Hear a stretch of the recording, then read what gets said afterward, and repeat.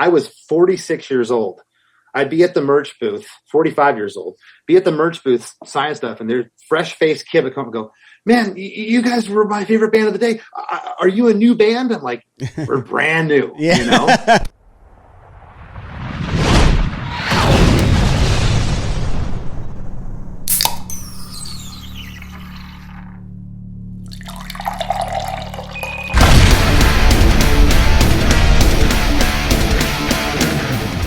So how the hell are you, man? I got Chris DeMakes from Less Than Jake and the Chris DeMakes A Podcast on. How are you doing today, man? I'm doing great. Thanks for having me, Johnny. Yeah, man. You were just telling me to make sure that I knew how to pronounce your name, and I was like, wait a minute, is there a funny way to pronounce DeMakes? Because it actually works perfect with your podcast, right? Chris DeMakes A Podcast. Like the name just kind of flows, right? Yeah. Well, you know, it's funny. I was telling your producer Sam, we were talking. And I've really had to work hard the past couple years I hate using this term, but to brand myself. You know, in the early days of Less Than Jake, we were too punk rock to give our last names out. We'd always give fake last names in interviews. I was just Chris, guitar and vocals. It was Roger, bass and vocals. We never gave our last names. It wasn't until the internet came around and people were snooping around, they kind of figured out what our last names were. Even then, we still never branded ourselves. So, you know, a couple of years ago when I started the podcast, I released a book. I did all these projects, and it's funny, you know, Less Than Jake worldwide has probably 1 million social followers or whatever. And it was really hard to get people to know who Chris DeMakes was. So I'm kind of, you know, trying to educate people as I go along. How the podcast name came about, it was actually my wife. She said, why don't you call it Chris DeMakes A Podcast? Because when I was a kid growing up, I always got made fun of, like, Chris DeMakes A Pizza, Chris DeMakes A Pie. So when she said that, I said, there you go. I'll show those bastards. So wow. Well, I mean, worse things could be made fun of, right? Out of names, like you make a pizza, I mean, come on, that's kind of silly and fun. Yeah, it's not the worst. I mean, it definitely could have been a lot worse. But yeah, so you said you started this podcast like 2 years ago. We're actually on the same network, podcasting network together on STM. Mm-hmm. I don't know if by now they're going to announce that they've merged with Evergreen when we release this or not. Have they told you when they're going to announce that yet, by the way? To be honest with you, I thought it kind of was already out there, but I didn't know they were going to do an announce. I don't know how that's going to roll out. Well, yeah, I guess that was my question too, because they send us all those things to do, and make sure you mentioned Evergreen Podcast in there. But at the top of the podcast, it still says STM automatically. Correct. So I'm a little confused on that. I am too. I mean, I'm great. I'm grateful for the company and whatever they would like us to do, I'll do. But I'm a little bit confused about that myself. So anyway, I mean, I don't even know if I'll cut that out later, but maybe we'll leave it in just for a quick little banter. But so you started the podcast, you said like 2 years ago, and was it always the idea that you're going to go back and have these conversations with these songwriters about one of their hits, or for some of them their one and only hit, and you do like a breakdown, a deep dive into it? Well, you know, I'll back up a little bit. So, you know, when I came home from the road, we had a pretty big year, the band, in 2019, and I got home that fall. And this is before the pandemic, even, you know, no one knew that was on the horizon. And the previous year I had been compiling this idea for this book that I wanted to do. And I was kind of having, you know, I'll stop short of saying it was a midlife crisis, but I was was doing a lot of thinking, and just, I got home from the road and I was like, man, I'm kind of, not in a morbid way, but I'm on the back nine of my life. You know, I'm at that point, I was 46 years old, 2 small children, and I've been blessed in one sense. I've never had to, since I was 18, work a real job. I've been able to live off my band. I would come home after tours, and you know, for years, especially before kids, it was like, okay, I was just gone for 3 weeks. Now I'm home. I'm not doing squat. I'm out hanging out with my buddies at the bar and shooting pool, and the party kind of just rolled on. And so I was kind of having this like epiphany with myself. And so without going into the whole backstory, December of 2019, I had a fan write me. She was going through a real tough time with the loss of her father. And she said, hey, I wrote a poem kind of, and gave me a backstory of her dad. She had lost him 3 years prior. And she was just said, I can't get out of first gear. I'm depressed. And would you write a song for me? And I wrote this song, and she said, how much do you want for it? And I said, I don't want anything. I said, you've paid me enough in concert tickets. I said, she's been a fan since she was like 15. That's so cool. Well, it blew her away. And she said, I have to give you something. What's your PayPal? And she sent me a crazy amount of money for this song. And the light bulb went off. So I started advertising that I'm doing custom songs. And in 2 years, I've done 211 custom songs for people. Yeah, I heard you, and I heard that on the podcast too. I was listening to your podcast the other day.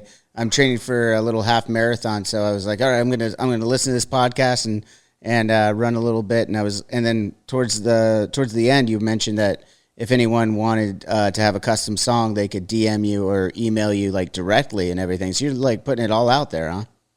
Well, and then, all of a sudden we had all these touring plans. We had a new album set to release in 2020, and then COVID hit. Mm-hmm.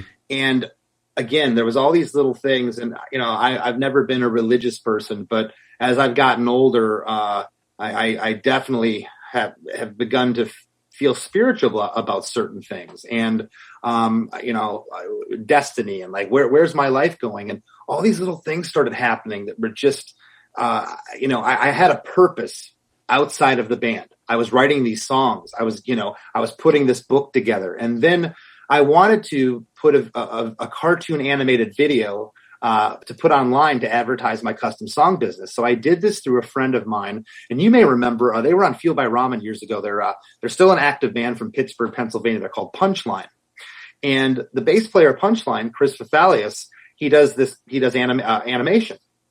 So he did put this video together, and we were talking back and forth. And next thing I know, like this guy, him and I are like, kind of dating. We're on the phone all day, bouncing ideas off each other. And I'm like, what's going on here? And he's like, you should start a podcast. And I'm like, no way. Everybody has a podcast. Most of them suck. I said, I hate interviews. I've had the worst interviews in my life. I do not want to do it. He's like, no, man, you have to have a theme. It's going to be about songwriting. It'll tie back into your custom songs. And he kept at me with this, And finally I went to bed one night, and very next morning I get up with my kids, it's early, and I just fired off 12 texts. John Feldman, Brian Baker from Bad Religion, Jared Reddick from Bowling for Soup, Chris number 2 from Anti-Flag, all these buddies of mine. And they all just started writing back like going, I'll be on your podcast. I'll be on your podcast. Oh, and that's rad. That's how that happened. And it was so rewarding from the sense of, I know my band has a certain amount of respect. We're liked by our peers. We never did anybody wrong. We're a working class band. We've never been a mega stars or radio or MTV and all that thing. We just kind of rode this really respectable career. And I never really picked up the phone and saw if Chris from Less Than Jake could get phone calls back. And I was getting phone calls. I was getting texts back from a lot of people. And then, as you know, with a podcast, you start connecting the dots. And now I'm talking to Johnny from AVenged Sevenfold on his podcast. So I can't believe how my fortunes have rolled out. It's so, see, I didn't know any of this backstory that you're laying out right now. And it's so interesting to me how similar the way that you're describing how you start your podcast in many respects. It's, I started it by reaching out to friends as well. I didn't have the theme you did about songwriting. My theme was I'm going to have some drinks and hang out with my friends and throw it up on a camera. I didn't even know what podcasting was. I was just neither did I. I only knew what I know what YouTube was and YouTube series were. So I was like, okay, we'll do that. Our director said put it out as a podcast. Long story long, we end up doing that. But to go even deeper in it, when you're talking about like your quote unquote midlife crisis or something like that, or to me, it's just realizing your own mortality, right? Recently, I think a lot of us have, but I know I could definitely sympathize with that. I only have one young son, but I still have, I have that, been off the road for 4 years now. A lot of things start coming up and you start thinking about it. Like, what am I going to do moving forward? Like you said, what do I have to offer the world and everything like that? Or do I even need to offer the world anything at this point in my life? There's all these questions. I think it's a struggle, right? And for me, I ended up talking to my therapist, and he turned me on to this daily Stoic book that I'm reading every day now, and just kind of keeping me level and humbled. I mean, I don't know about for you. I mean, you've been in the industry for so long. I feel like every so often, and it almost feels like every 10 years, I get hit, or maybe 5, I get hit with something that like completely changes everything. And I'm met with a new level of humility every so often. Just when you're starting to things are going right with your music and everything, you're hit with a little bit of humility. Have you had that for yourself over the years? Absolutely. I had said 2019. 2019 is when I started the custom songs. It was actually 2018. So 3 years ago when I had that epiphany or whatever of who I am. And you just mentioned therapist. I'll tell you, the older I get, I have a gratitude list, and I start to really dig deep of what I'm grateful for. And I'm grateful for Zoom. Yeah, no kidding, right? I'm grateful for Zoom, and I'll tell you why. Because of my podcast, I don't keep the video, but I was able to do what you and I are doing right now through a pandemic. Man, I can't tell you how many musician friends we're talking depressed. Okay, my whole life prior to the pandemic, I knew 3 people in my life that committed suicide. In 2020 alone, I knew 3 people that committed suicide. Jesus. So this has affected, especially us musicians, our livelihood, our identities of being able to go out and connect with the fans. I don't think I've ever met a musician that doesn't feed off that energy and doesn't really love what they do from the sense of putting smiles on people's faces. It feels good. It gives us purpose. And right. My therapy through, because there was no going out during, especially early on in the pandemic, nothing was open. You right. couldn't go anywhere. There was no social. My social life was this. I was able to talk to my friend from Anti-Flag 500 miles away via Zoom and feel like I was in the same room almost. And it made me feel human. Absolutely. I couldn't agree more. I mean, again, similarities to how we started our shows and our side projects here. You said you started 2018, 2019. I started mine in 2018, 2019. And just by happens, I mean, I always did them in person. Had no idea that there would be an option, and silver lining in it has opened up so many more guests and so many regularities to these guests like yourself, where we can't just reach out by, text, email, and then set up a Zoom call and we still get the same vibe. I mean, you had mentioned a moment ago, you've been doing this a long time, this is our 30th year anniversary as a band. Oh, wow. And congratulations. That's this year, right? 2020. You guys started in 92. Yeah, we started in our first show was July 13th of 1992 in Gainesville, Florida. And wow. To tell you how long I've been around, your drummer, Brooks, I used to see him on MTV when he was in a band called Bad for Good. Next thing you know, I'm playing Australian Warped Tours when he's playing for Suicidal Tendencies. Yep. Okay. Then he goes to Bad Religion, and Less Than Jake does tours with Bad Religion. And then we did a festival, God, where was it? Australia or something a couple years ago, or Europe with Avenged. And he's backstage in the catering tent, and there he is. I go up and say hello to Brooks. And so we've both been doing this a long time. And I guess where I'm going with this is that, you mentioned, like, who am I? There's people that, like, they think just because you're in a band that, their perception of you, even close friends, as my band got popular, I know you can attest to this, they think you're different, but you're still Johnny. Oh yeah. I'm still the same dude, and we're humans, and we go through the same depressions. It doesn't matter how many records your band sold, how big your house is, how many cars you got in the driveway. At the end of the day, we all have to wake up with I call it purpose. There's got to be a reason to get up. Yeah, I mean, I agree with you, and having a family and kids to provide for and stuff like. How old are your kids? I'm sorry. My son just turned 5 in December, and my daughter will be 4 in a month. So they're 15 months apart. Oh wow, you just got right to work, didn't you? I did, because by the time I hit 40, I didn't think I was having kids, man. And then my wife sat me down one night and said, I want to start a family, and I was almost 43 at this point. I was 43. I said, you're kidding me. And so I had my son at 43. I had my daughter at 44. And we agreed on one with my son. We're just going to have one. And when we had him, it was like, a month after he's born, she's like, I want another one. I said, you're kidding me, right? She's like, no, I think I want. I'm like, we agreed on one. She's like, yeah, but he won't have a playmate. She had a whole laundry list of reasons why we should have another one. That seems premeditated, Chris. Yeah. And now I can't imagine life without either one of them. Of course. And a lot of you could probably attest to this. A lot of the things I used to worry about and put stock into when my children came along, they took a lot of that away.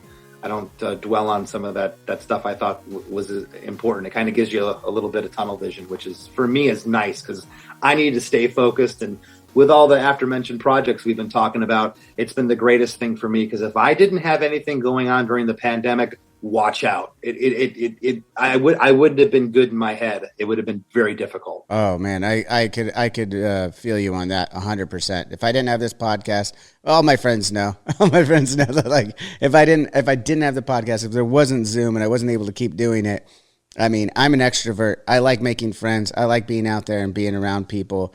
And not being able to do that would have been really bad. But you mentioned you were like 43 when you were sat down and wanted to. How long had you been with your wife before that? So her and I call her my wife. We're happily unmarried. Okay, I got you. We call each other husband and wife. Been together since 2010, and we were on and off in the beginning. I've known her since 2004, and it was a little difficult at first when we first got together because we were friends at first, and we weren't dating, and she kind of, I'm a guy in a band. I was out doing my thing, and she was kind of leery, and we got together, and oh God, early 2010s, we were still on the road way more than we are today. We were still touring like we were in our 20s. And so, and then finally, a couple of years into it, we finally decided, hey, we've been trying to make this relationship work. We live like 150 miles apart from each other in Florida.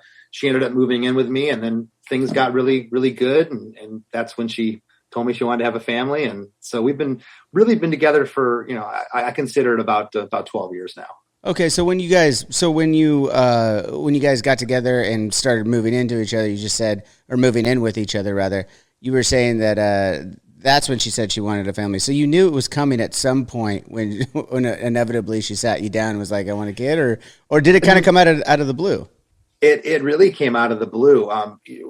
She had talked about children before, but I kind of resigned myself to the fact, like I said, I hit 40. I didn't have children. I was married for 5 years in my 20s. Okay. Together with 3 years prior to that. So 8 years in that relationship. And it just we went our separate ways. It wasn't a horrible thing. We just it was a fork in the road, and we went, and that was that. But there was no children in that marriage. And then I had another girlfriend after that for about 5 years at some point, and no children out of that. And then so I was kind of past the point, wasn't really thinking of it. And my wife we never really talked about it. And then this one night she, sat me down and had the talk. And I said, well, can I sleep on it? It's kind of like the same thing with the podcast. I told Chris, let me sleep on it.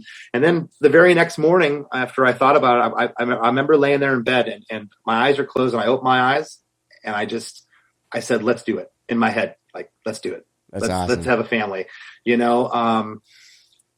I always have been one of those people that thought, if I don't have kids, that wasn't my destiny. That wasn't what was meant to be. But at the same time, I did think, well, what if I'm 85 and everyone's dead around me and I don't have anybody? And I said, what if? Now that's some fucking morbid what if shit right there. Yeah. But I mean, you're preparing.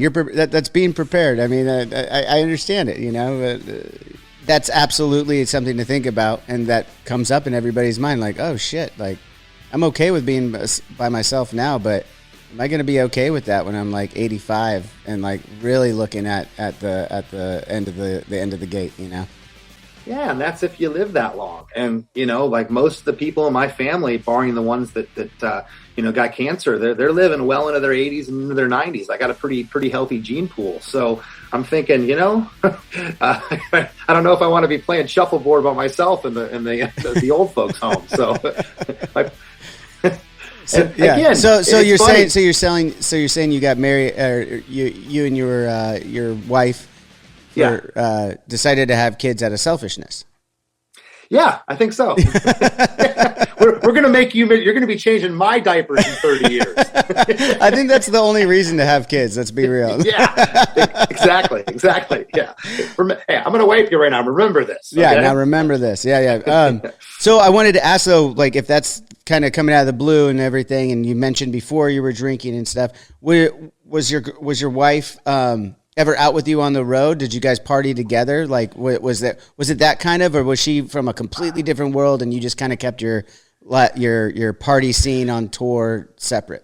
She was from music. She liked concerts and stuff. In fact, she knows the NSYNC and Backstreet Boys clans because she actually, when she was about 16, she was with Joey Fatone and Lance Bass, all those guys in Orlando under Lou Pearlman. She got picked out to be in a girl pop band. They were called Siren. So her and two other girls. I remember that, actually. My wife is a huge boy band fan, and I am an absolute sucker for Justin Timberlake. I mean, he can do no wrong in my eyes. He's so awesome. He's so fucking talented at everything he does, and I love all of his songs. But yeah, and you say in 2016, yeah, that was what was it? But the band never did anything. It was right. A project. They had a bunch of different bands they were trying to develop, and long story short, she never tried to pursue it after that. She has an amazing voice, and I don't know if she ever would have been able to really do it outside of the soundstage. She will never sing for anybody, but the harmony she does, like when we're driving down the road, like they're chills inducing. Like she's gnarly. She has, in my opinion, I think she has perfect pitch because she'll start singing songs and she'll be in the key and she doesn't even know it, how good she is. But she does love music. She was familiar with who Less Than Jake was. And yeah, we used to go out. She would come out on the road. She's been out on the Warped Tour before, but as you know, bringing your significant other out on the road it's really difficult. It's lots of dick and fart jokes and BO and farts and cramped spaces and loud and screaming. That could be the least of your worries. If yeah, really. Yeah. I mean, all those that laundry list you're just laying out there could be like, yeah, but I could deal with all those. There's a couple others I'm not sure I could deal with. But were you guys in buses on the Warped Tour, or were you guys vanning it? No, we were always did the Warped Tour on a bus. Yeah, that was actually the first time we ever got into a bus was the 1997 Warped Tour. So we have been touring in a van for 5.5 years. And in fact, we got that first bus and then we went back to a van for about another year. And then the band started making, enough income to where we could get a bus. And as you know, the bus, if you add it up between a van and a trailer or a truck and hotels, you offset the cost. It's not too much difference. So, but that first 97 Warped Tour was a trip. We were in a 1972 Eagle that was once owned by Kool The Gang. And this thing was a pile of bolts, man. It was like the bathroom. There was only 9 bunks because where the other 3 bunks should be, that was the bathroom. The bathroom was in the hallway. Okay. And I won't even try to tell you what the stink was like. The air hardly worked that whole summer, but we felt like we were in the Taj Mahal, man. Oh, yeah, coming off of one of the Econo vans. I mean, I remember our first bus coming out. It was a Warped Tour for me as well coming out, and I remember, like, I couldn't even believe it. There was a place to sleep.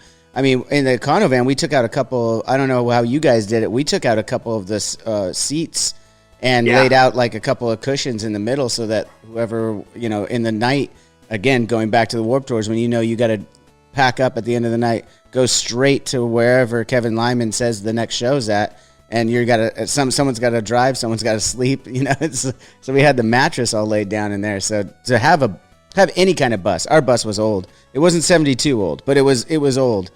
I want to say that I was on that. Was it the 2001 Warped Tour? Because you guys were on the 01 Warped Tour with us. I wasn't in the band yet when they did the 01. That was the first one that they did. The following one we did was in 2000. Was the summer of 2003 that I was on.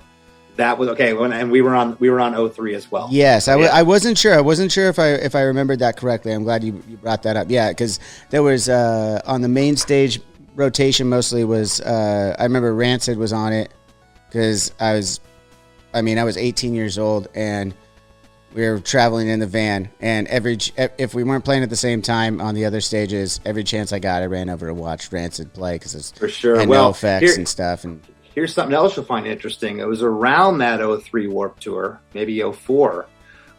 We were signed to Warner Brothers, and Craig Aronson was our A&R guy. Craig Aronson was our A&R guy at Capitol Records in the 90s when we were there. Oh, and shit. Craig specifically asked me, what do you know about Avenged Sevenfold? I said, they're great. What do you want to know? He says, I'm thinking about signing them. And wow. My son's name is Rylan. It's like Ryan with an L right in the middle. Rylan. His middle name's awesome. Aronson. I named him after Craig. So. That's great, man. Yeah, Craig was such a good guy. Yeah. Yeah. And he was very passionate about the bands he wanted to sign. Yes. And I always shot him straight. He came to me with Against Me. He said, what do you know about them? I said, they're killer. They're fellow Gainesville band. We love those guys, and ended up snatching them up, and of course My Chemical Romance, and he did very well. The Used when they had that huge, that was that same summer actually that I saw the Used for the first time on that Warped Tour, and I remember Bert was jumping off. It was the first time I saw anyone jumping off the very top of the main stage into the crowd and stuff, and just doing wild shit.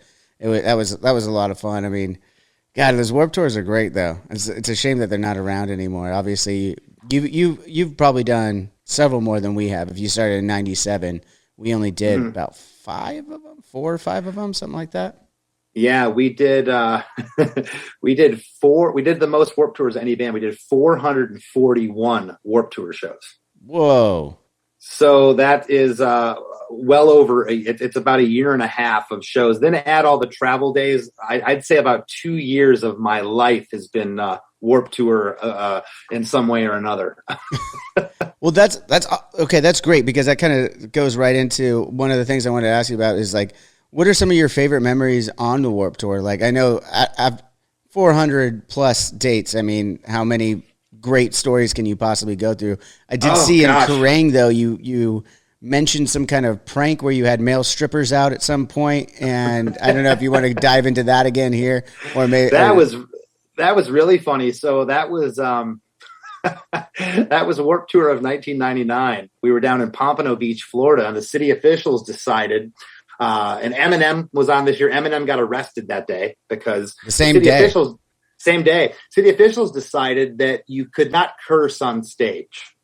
You can't say any bad words. They gave a list of 7 words, like, motherfucker, shit, whatever.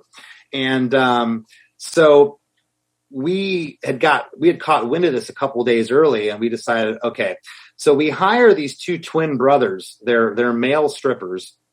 They were firefighters with the Pompano Beach Fire Department, and these guys show up. They're early 20-somethings, buff guys, look exactly alike, and they show up in these cop uniforms, and we have them hidden backstage, and they're instructed when to come out, and we come out, and we played like 2 songs, and then we break, and we said, "What's up, Pompano Beach? I'm sure you're well aware by now, the city officials," and everyone's boo, and we said, "Yeah, we think it's a bunch of baloney too, and it's lame, and they don't trust us because they know that we like to have a good time in our mouths, and we just hope that the day can go on, and we don't have any more trouble." So we launch into the next song. Well, the 2 cops come out, flanking the stage like this, and the audience, boo, flipping them off, going nuts. And they stood there for a good minute and a half of the song, and then they start their routine. And they get down into banana hammocks, man. they're in G-strings. They're running around the stage. And, we were always trying to get a rise out of people and do stuff like that. That was July or August of 99. Fast forward, it's December of around Christmas time of 99. I'm laying in bed watching MMA one night, and there's a local thing from Florida, and all of a sudden this guy gets in the ring, and I'm looking, I'm going, man, he looks really familiar. And they said, yeah, this is so-and-so. He's from Pompano Beach, Florida. He's a firefighter by trade. And he, No. so not only was he a stripper and a firefighter, but he also did mixed martial arts, this guy. Well, this is in 99. So UFC in 99, was this still when they're doing tournament style? Like pretty much this is before. This wasn't a thing like it is now at all. It was all like local and regional stuff. And I'm like, holy crap, that's the stripper, I got to check that out because I got a box of DVDs. I'm sorry to cut you off there, but I got a box of DVDs from my brother because we grew up watching all those. I remember, so Tank Abbott's from right here in Huntington Beach. He was one of the big names when UFC first started in the mid to late 90s. I mean, this is the time when they had the tournaments of the David versus Goliath, and believe it or not, in Tank's match, he was the David in the David and Goliath. He went against a 6'8" dude and knocked him out. I remember watching it. I was 12 years old. I was like, this is the fucking most incredible thing I've ever seen in my life. But I got to go back and find that one because I guarantee you I could find that guy, and we got to put up a picture of it or something like that for the episode. Well, I actually have a picture in my book of it. Oh, so give me a second. Hold on. Yeah, grab that. Well, Chris is grabbing that. So this is my memorabilia room in my studio that I'm in. You can see everything behind. I see that. I kept one of everything less than Jake did over the years. Didn't matter if it was a belt buckle, a hat, a shirt, a guitar pick. I have detailed scrapbooks behind me. I went to the nth degree with it. I saved set list. I saved everything. But anyways, here's my book. It's called Blast from the Past. It's a picture book that I ended up doing accompanying stories with. And when did that come out real quick? I released this in December of 2020. The book came out. Okay. So I don't know where this picture's at. I will find it, but we can keep talking while I'm flipping through here. While you're flipping it on, it's a picture book. So is it on Audible? It is on Kindle version on Amazon. Wow, I was actually being an asshole and coming up with a stupid joke. I didn't think that was a real fucking. Oh yeah, because Audible would be only listening. Sorry, I didn't even. Yeah, no, I was.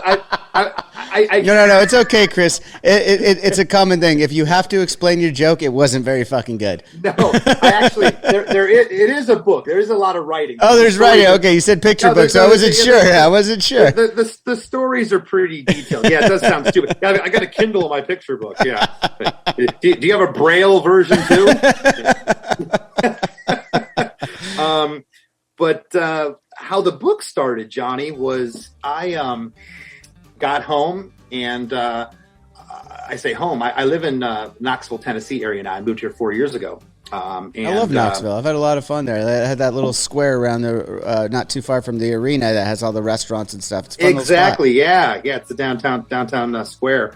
And but I got up one morning and I posted a picture to my Instagram because I had moved and I was like putting my studio together and I was going through pictures, and I just I took a picture of this photo and I put it up with a story, and I said, I'm going to put a picture up every day with an accompanying story, and I'm going to do this until I surpass Roger, our bass player, in Instagram followers. He had like 5,000 more Instagram followers than me. And it was just a joke. And our sax player was one of the first to comment, JR. He was just like, he's like, this is good content, but you'll never make it more than 2 weeks. I know you. And I said, okay, I'm going to show you.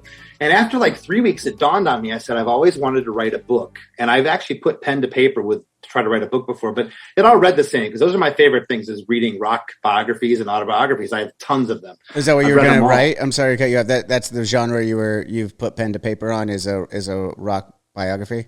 Kind of for myself. Yeah. Right. I wasn't sure if you were just like saying you also just wanted to write novels too. I didn't know. No. Okay. No, it was going to be like my memoirs or whatever. And it kind of started out kind of like they all do, like, hi, I'm Chris DeMakes. I was born in Michigan in 1973.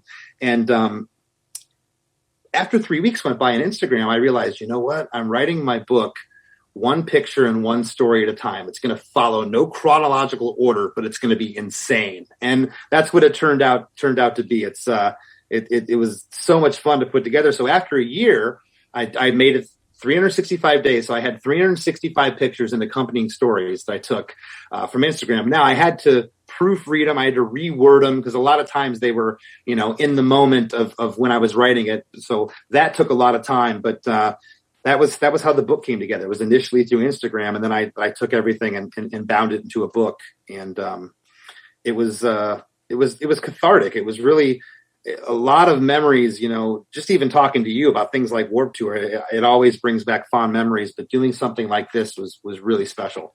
It actually would kind of inspire, just listening to you talk about it, it's kind of inspiring because I have just in those last times, going back to what we kind of started this conversation with, over the last couple of years, you kind of get a little introspective, even a little retrospective, and going back and thinking about all the things that you're like, everything used to be such a rat race, right? In my mind. And I don't know if you can sympathize with this, but everything's going forward so fast at all times. I'm not really taking in the fact that I have accomplished so much at this point in my life. I mean, I'm sure for you too, it's like, you're always pushing. There's not enough time to sit and go, wait a minute. Holy shit.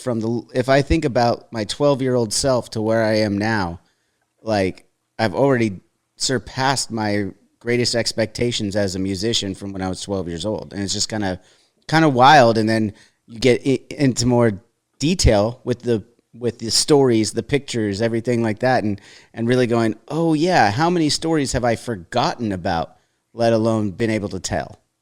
Well, and let me tell you something, you know, my band has had more success than, you know, there's people that give their eye teeth to do and see what I have done. Mm-hmm. You take it up to the next level where you guys are at. I talked to Hoppus about this, Mark, on my show. I had him on last year. And I said to Mark, I said, you know, somehow got in the subject of that time period, you know, when we previewed What's My Age Again. I was like, what was that like when that hit, man? Like you guys, because I saw it firsthand. We were on the Warped Tour, and they were my buddies that were now getting pulled in every direction. And the one thing he said to me is what you just said. He said, I wish I could go back and slow myself down and soak it in. He said, I missed so much because it was, and I know you've experienced that, man. I know you have. When you get to a band of your size, it's like, okay, here's the day schedule, interviews. Now you're going here with me. You're going to the bass, you know, Bass Guitar Magazine wants to talk to you. Now we're going here. Hey, Shadows, you're coming with me. Hey, Brooks, you're going up. It's just, you don't have time to smell the roses and see the beauty sometimes. I felt that to a degree when we were on the major labels. You know, we were checking those spreadsheets how many records did we sell? You know, are we keeping up with the Joneses and that whole thing? And the last 10 years of my career have been the most rewarding because I don't worry about any of that crap anymore. Wow. We definitely don't need to these days anymore because it don't mean a damn hell of beans. Isn't that the truth, right? So it's all those times you're like, oh man, I really need to. This is how you gauge your level of success, right? And it's like, wait a minute. I'm so glad that's not the case anymore for a lot of aspiring artists. It's like you're just putting yourself, you're comparing apples and oranges all the time in art. It's like, how can you compare one band, one art to another and it's gauge its success based on that? It's kind of shitty to do in art, you know, like I get it in certain things like sports, it makes sense, but in art, I don't know why we feel the need as a society to gauge success in art as well. It's happened since the beginning of time. Right. It's so true. Here's the picture. So back in the day, you know, and that was the thing that was so cool about writing this book. I used to dress up in characters, and what it was born out of was boredom. So I could see it as clear as a bell. I remember pulling up in our van to the Rialto Theater in Tucson, Arizona. We're pulling up, and I get out of the van, and we had driven all day, and I'm just sore. I take a walk down the road, and inevitably, where were all the punk clubs? They were on all the crappy. They were in the areas where the thrift stores and the Salvation Armies were. Right. And I'd go in, and I'd see like a funky shirt, like a button-down 70s, like polyester. Oh, it's $1. I'd buy it. And next to it would be like these crazy yellow sunglasses and like a bad wig, and I'd comb it and make it look realistic. So I'd start wearing this stuff on stage, and It became a gag. Well, the outfits eventually became this. Oh, hold it up just a little higher. Yep. Okay. That is fantastic. Okay. Well, that looks like you were ready for that bus from Kool the Gang. Exactly. That comes full circle right there, Chris. I mean, that makes me think that was like a Back to the Future thing, which I want to get to Huey Lewis there thing, where it just kind of came back around there, and maybe you were on that bus in a different life. You know what I mean? And you were part of that smell that came from that bathroom. I was that smell. The next picture, I was channeling Richard Simmons, and here is the stripper that I was talking about. Oh, wow. Okay, well, I don't recognize him from UFC, but I definitely have seen that guy in Florida sometime. Just kidding. But and there's a ton of other pictures like that in here. I'll show you another one. And I would take the stage like this for like about the first 10 years of the band. I'd get on stage looking like that. That's so rad. And so back in the day before the internet, the fans would be like tailgating. They'd be I'll never forget, we were playing the Odeon in Cleveland. The Agora in Cleveland. The Agora. I know that one. Yeah. And the parking lot, and all the kids are out there. Their parents are dropping them off, and some are kind of tailgating at their car. And I'm dressed like that, and I'm doing sprints in the parking lot. And these kids are looking at me like, what is this guy? Like, he's a homeless, crazy person or something. And little did they know that 2 hours later, they were going to see their favorite band on stage. And I would walk out, and just jaws would drop, man. And it was just that's got to be so much fun. That's got to be so much fun to see those reactions. It was, and I did that for years. So there was. Why were you sprinting though? Why were you sprinting though? Just because I was in an exercise outfit that night, it's just that's what I figured I would do. Trying to look at some other ones here. Show you another one. I look like the Big Lebowski or something in this photo. Yeah, you look like the guy who used to sell me weed. Yeah. That's what you look like right there. As far as other Warped Tour stories, it was for us, okay, because we never got to that level of radio. I heard people over the years talk a lot of smack on the Warped Tour, and it's this and it's that, and you know what? Truth be told, maybe some of their complaints were valid. Just speaking for my band alone, I attribute a piece of our longevity. I'll give it to the Warped Tour and Kevin Lyman, because every 2 years there was another batch of 13, 14, and 15-year-olds that had never been to a concert. And as late as 2018, when we did the last full cross-country run of Warped Tour, we'd be out at our merch booth. I was 46 years old. I'd be at the merch booth, 45 years old, be at the merch booth signing stuff, and there's fresh-faced kid would come and go, man, you guys were my favorite band of the day. Are you a new band? I'm like, we're brand new, And go find all of our records that we just released yesterday.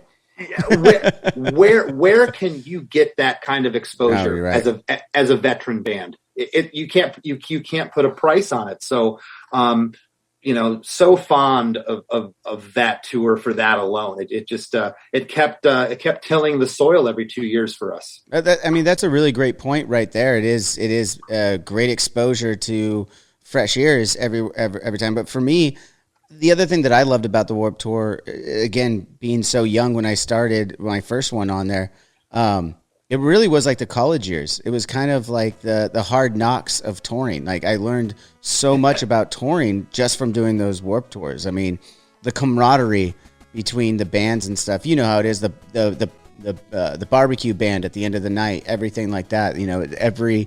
Every little party that happened afterward, even though you were in a bus most of the time, so you didn't have to deal with this. But we'd have to draw straws for who's going to drive that night, that kind of thing. And it was a lot of fun. And well, I got to hand it to you.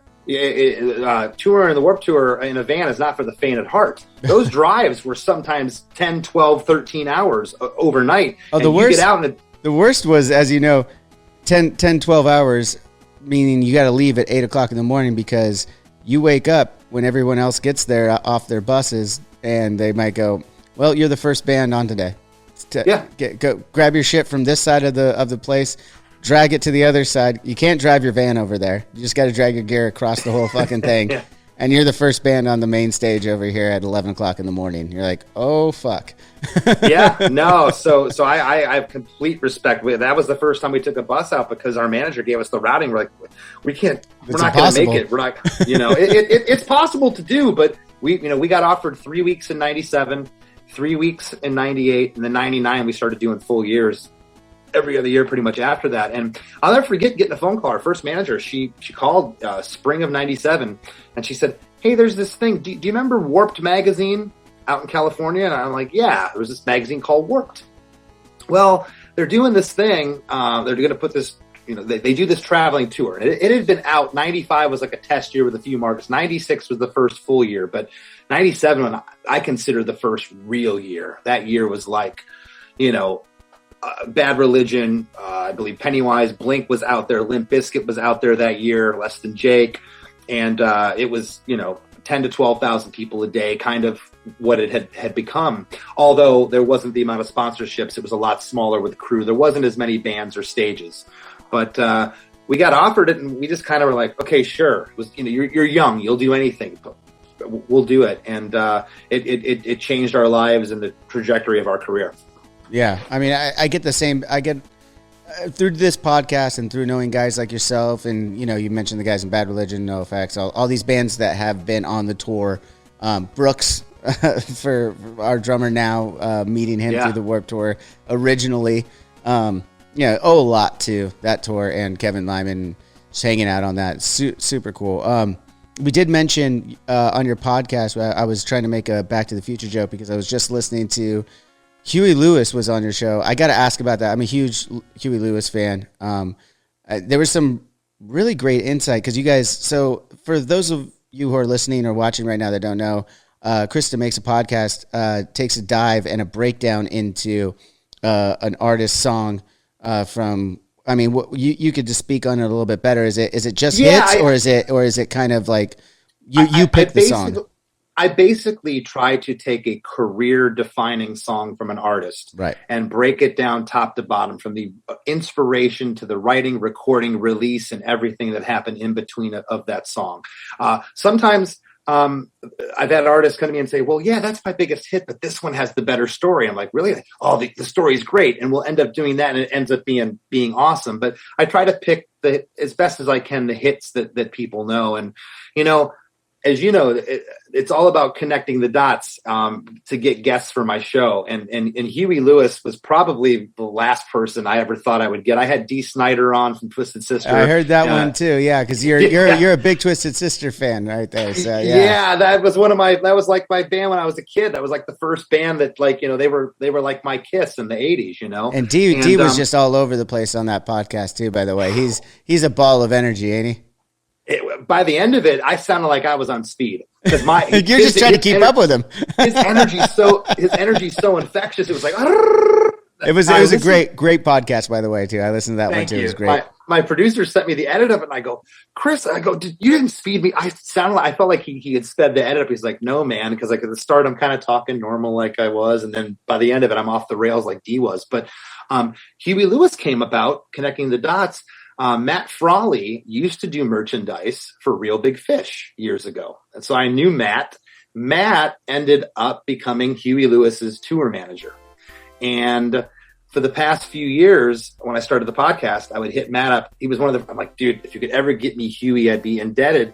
And he said, I would love to get him on and pass it along, but I don't know if Huey's ever going to do anything anymore. He's got a problem called Meniere's disease. And it's a severe tinnitus. He doesn't know if he'll ever perform again. Now, I didn't get into it on my show because I like to stay on topic. It's not an interview. Right. I figured if he would have brought it up, he could talk about it, but I wasn't going to bring it up. It had nothing to do with the song. Why talk about it? But he's been suffering from Meniere's disease. And I hadn't talked to Matt in a long time. And it was right around Christmas of this past year, a month ago. Open up Facebook one day and Matt says, I got Huey for you, man. He wants to do it next week. And I just was like total starstruck. And you want to talk about, I couldn't sleep the night before, man. I was so, and then the morning of, all those emotions started to happen to me, of riding in the back of my dad's car, who I'm really close to. My dad's my best friend. My dad and mom were musicians, and they were always supportive, and music was a thing in my house. But I got up that morning, and I'm going back in my mind to driving into the Little League games, listening to sports on cassette with my dad in the car, cranking it, and my dad is suffering from Parkinson's disease. He's in the later stages now. He's having a really rough time, and all these emotions, man. And like the clock's ticking. I'm like, I got Huey in an hour, and it's clock. And I got all my notes. I'm prepared. And then there he is on Zoom. And I'm taking deep breaths, and I'm trying to compose myself. And at the same time, through all of it, I realized the hilarity of it all. I'm just some suburban kid that loved music, that ended up doing all this stuff that you and I have been talking about the last hour. And here I am, I'm interviewing Huey. Are you kidding me? Like, what's going on? I was like a kid in a candy store, man. And that's such a great feeling to still have, because I've been jaded in this business before. Right. I've been pissed off in this business. I don't want to do this anymore. I don't want to deal with it. And when I have moments like that, it makes me realize why I still do it. Yeah, man, I agree with you through doing this and stuff, and meeting people like yourself and everybody. We've crossed paths with everybody. We've never actually sat down and had a conversation, but we've rubbed elbows with the exact same people. Obviously, like it's what is it, like 2 degrees separate from each other in fucking 500 different directions. But so to your point, like getting to talk to people, like sometimes it's someone's coming on that, to your point, that's like legendary, and I'm like, oh fuck, like this is why I'm doing this, because this is so much fun for me. Like, it's obviously it's not like this whole business money making kind of thing. It's just, this is just fucking fun to do, right? Yeah, I mean, probably to my initial base of listeners, Mark Hoppus is a way bigger get and a way bigger thing than Huey Lewis, but Mark's my buddy. I've known Mark for 25 years. You know, it was kind of like you and I talking. It was like, oh, I got Mark today. It wasn't a big deal, but Huey, it was next level, man.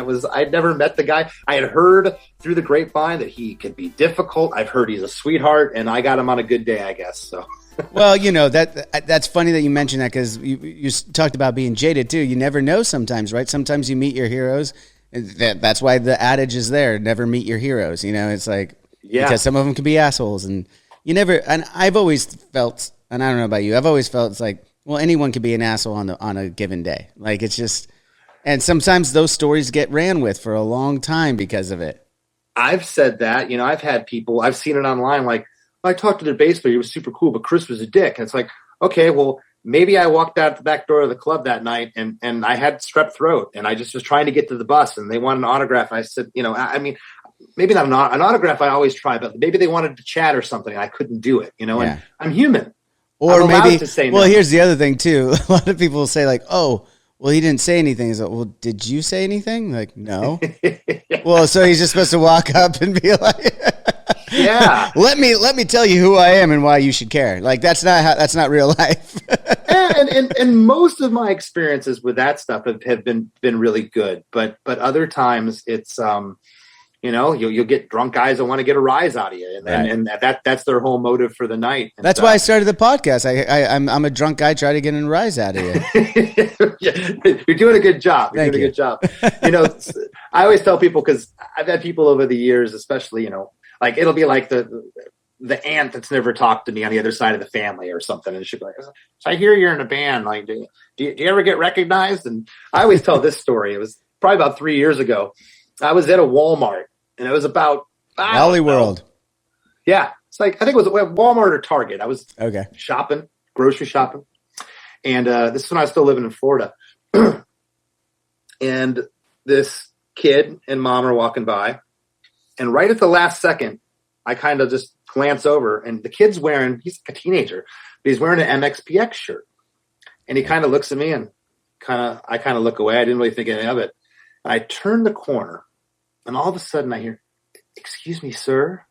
I turn around, and it's the kid standing there wide-eyed. He says, "Do you play in Less Than Jake?"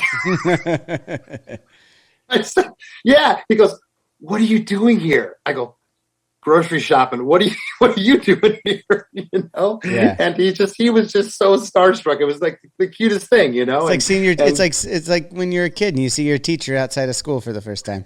Yeah. And those are the moments that I get a kick out of. And I always take the time to talk to them. And that's one of the other things that our band has been able to do, I should say. Because I've been on the road before. We did a tour one time with Good Charlotte in arenas when they were blowing up, and the Madden twins were just it was insane. I saw what happened to those kids. Yeah. And they couldn't go out and sign autographs. Yeah. We capitalized on it because we were the next best thing. Oh, we can't see Good Charlotte? Okay, we'll go hang out with Les and Jake. We'd be at our booth the whole night. We were selling shirts left and right. We were capitalizing on it. To this day, we still go out to the booth. We're accessible, but we're at that level where we can do that. You get above us, you get to Blink, Offspring, Avenged Sevenfold, Metallica, the Motley Crues. You can't do that. And for that, I am thankful that we still can. And that's one of the reasons why we're still the band. All the Warped Tours, all those little things for us have given us a career. Absolutely. And no, it's been a great long career. I just wanted to ask real quick, since you did say you're friends and you had Mark on the show. I know that he's doing better now from what we're hearing on the news. Do you still talk to him, and how's he doing? I last texted him about a month ago. Mark and I never kept up over the years too much. When I'd see him at festivals or whatnot, we would talk. When he was always just Mark. I even mentioned that in the podcast to him. I said, something I always admired about you was, as big as your band got, you were just Mark. You were still that funny kid in the van when we toured in the '90s. And man, he would kill me. Him and Tom together, they were a pretty good duo. But I was texting Mark for the better part of 6 months last year. About once a month, I'd check in and go, "Hey, man." It started out with, "Hey, dude, I don't expect you to write me back. I just want to let you know I'm sending positive energy. I'm thinking of you." And he wrote back immediately at first. He goes, "You don't know how much it means. Thank you so much. This helps a lot." And I'm sure he had a lot of people on his side doing the same. And I kept checking in with him. Last time was about a month ago. I just said, "How you feeling?" He says, "I'm feeling good. I'm not out of the woods yet, but I'm feeling good. Thanks for checking in." So that's great. That's great news. I want to speaking of news, let's get back to Huey Lewis in the news real quick. Yeah. Because again, your dive into the power of love with him on the podcast was something awesome. And right off the bat, there was the information about speeding up production of the movie because the song was climbing so fast in the top 40 that year. And as you said in there, I've never heard of that. I haven't heard of that even since. Like, that's got to be insane. Can you imagine as a songwriter yourself just ever like having something so big be moved because of your song?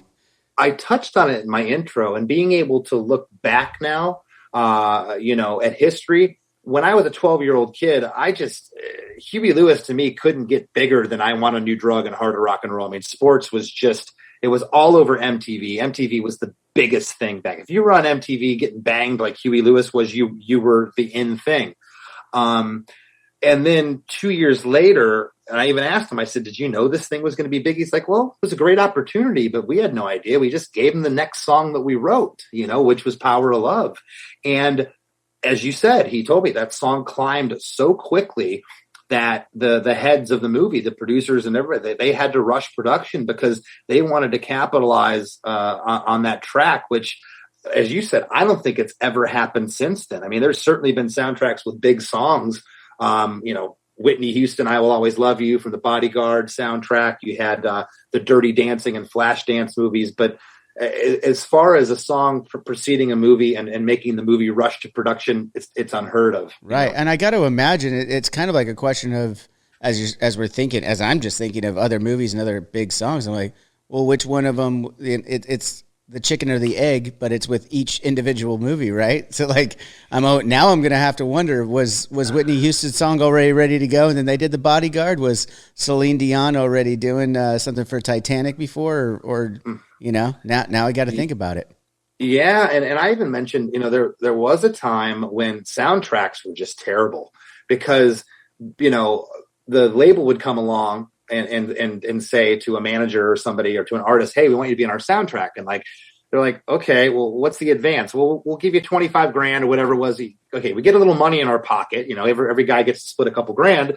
Okay, cool. Well, we're going to give him this song. We're on the soundtrack because we don't want to throw away ours, because soundtracks were notoriously bad sellers. Mm-hmm. So you get these soundtracks with there might be one hit on, which it turns out Back to the Future soundtrack didn't sell well because Power of Love was the only decent track on the record. That's funny because I actually, now that you mention it, I mean, I'm a huge fan of the song, the movie, the songs plural that Huey Lewis did for that trilogy.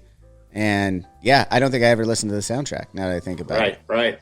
So soundtracks are trippy. You know, Less Than Jake's been on a couple over the years, but nothing that really blew up. But yeah, I mean, that again, being able to talk to him and see, looking back, like I said, with history, I thought they couldn't get any bigger with sports. And looking back now, their career, they were a massive band, but when that movie came out and that song hit, it opened them up to superstardom. Yeah, and such a classic. I mean, the song, just the way it sounds, everything. And another kind of close circle friend, Spencer Charnas of Ice Nine Kills. I just had him on the show in October.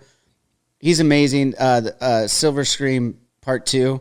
I don't know how much you got into it last year, but it is. Oh, dude, I saw the video. It's gnarly. That entire album is. No shit. I even told him on the show, like, that's my favorite hard rock record that's been put out in probably the last 5 years. And it's incredible. And then in preparation for you coming on the show, I didn't even realize I already knew the song, the It song from Silver Scream 1.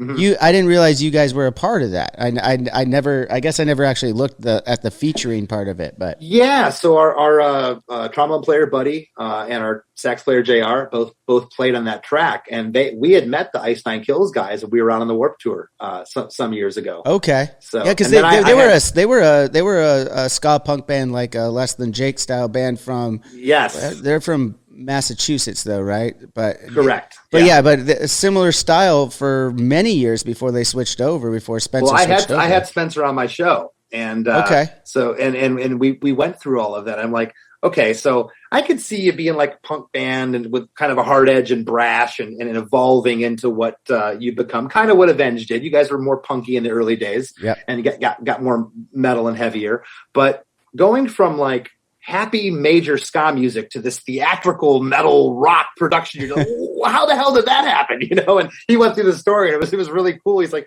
well, eventually, he grew up and I didn't. I'm still playing ska and punk. So.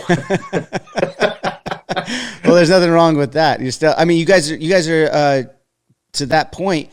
You said that you had a record ready to go in 2020, and then I just saw you guys had a single just last year in 2021 on Bad Time Records. Is that single a precursor to an album coming out now, or is this a one-off thing?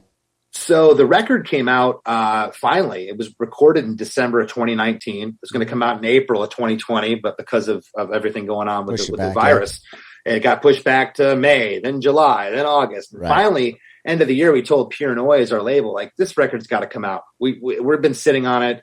So we put out in December of 2020, did a video for the record, put out a couple singles with lyric videos, and did what we could promotion wise without being able to go out and do a full blown thing. The thing on Bad Time Records was just a one off. It was just a single that we created in all our home studios. We were sending files around. I do my vocal, and that's how we put that together. That was a one off.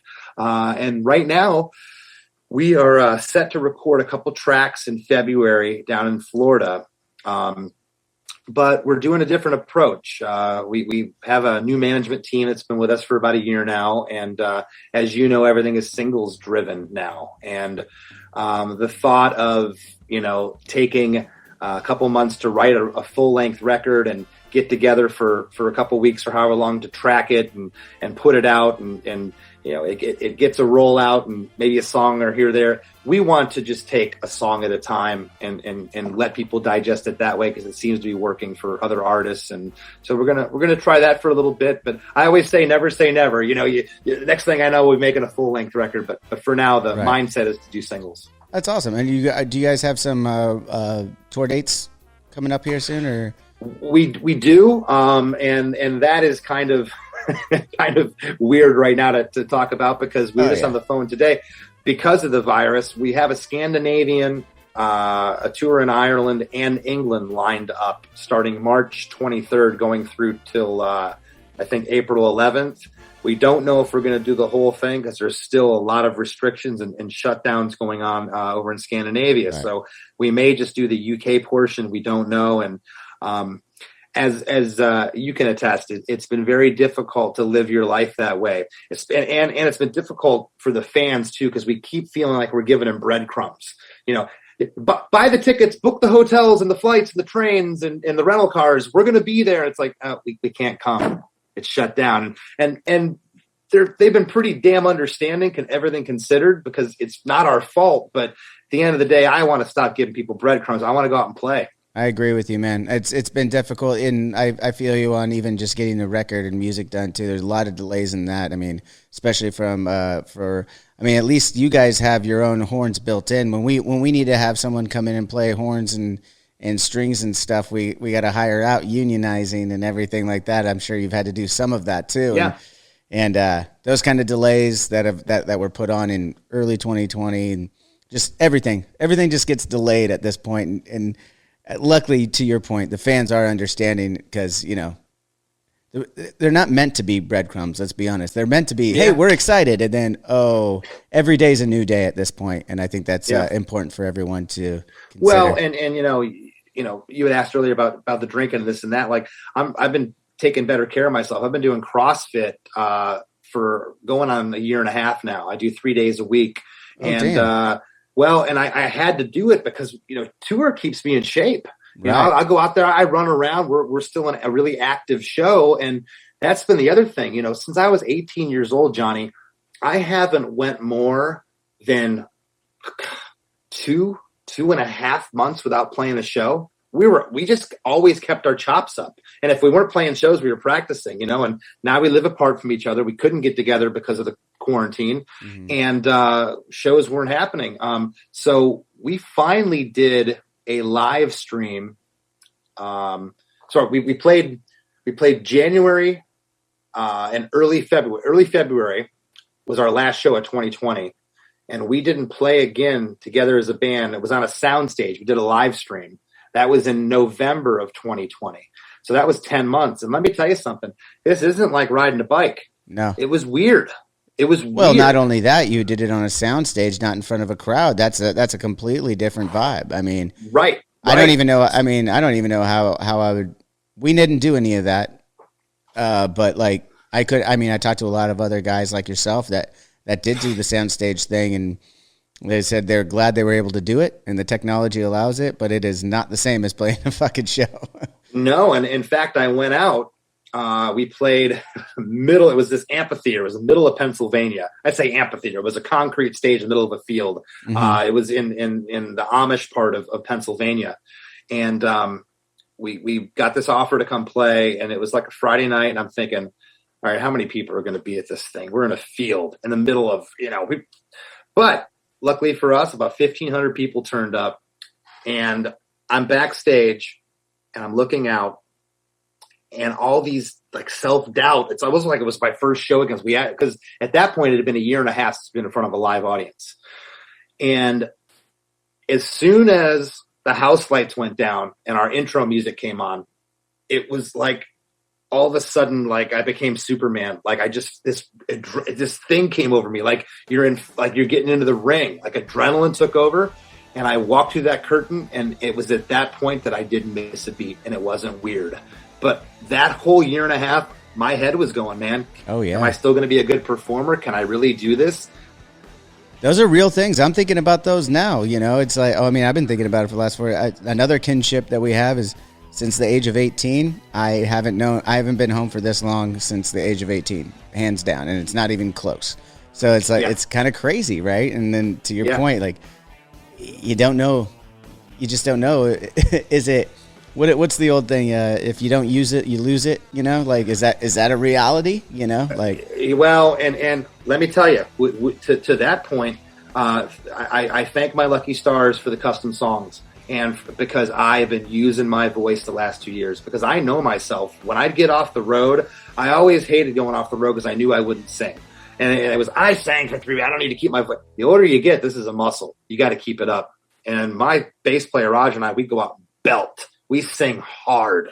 We sing loud. I've had people tell us, I've never heard singers louder than you. It's just that was bore out of being young punk rockers with a PA this big, and you had to be heard. You were going to scream, and so it's a muscle. You got to keep it up. And luckily, the last 2 years I have. It's been such a blessing in disguise, because had I not, I'd be in trouble trying to go back out there and do my thing. Right.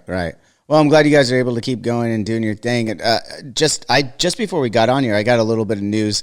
I don't know how old it is or if you've heard about it, but did you hear the Bosstones, the Mighty Mighty Bosstones are hanging it up officially? I got a text this afternoon about that, and I don't know what that's about. I don't know where that came.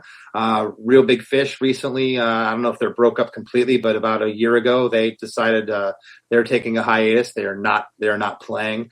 I do know, I've talked to a number of guys in the business, friends of mine. These are guys that haven't sold a tenth of the records that my band has. And then I know guys that are superstars. Mm-hmm. It doesn't matter where you are on the spectrum. The guy that sold hardly any records, he's as depressed as this guy, and vice versa. It's done a number on people, man. It's taken our identities away. It's like, and that was the thing for me. It's like, who the hell am I outside of Less Than Jake? And that's why I've really dove in, tried so hard to do other stuff.